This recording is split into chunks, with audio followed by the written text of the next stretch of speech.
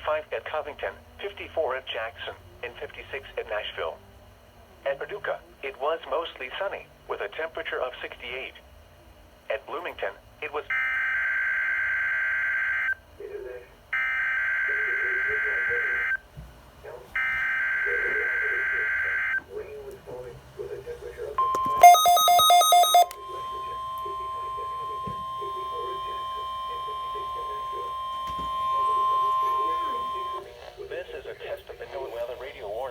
device and the emergency alert system.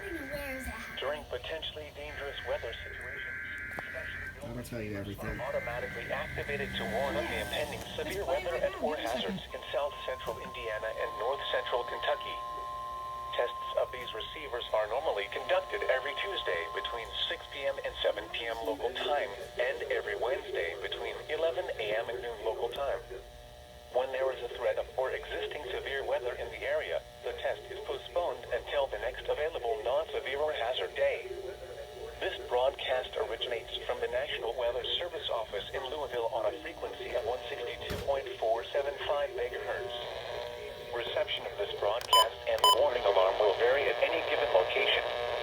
To provide the most consistent warning service possible, the warning alarm will be activated for watches and warnings affecting the following counties.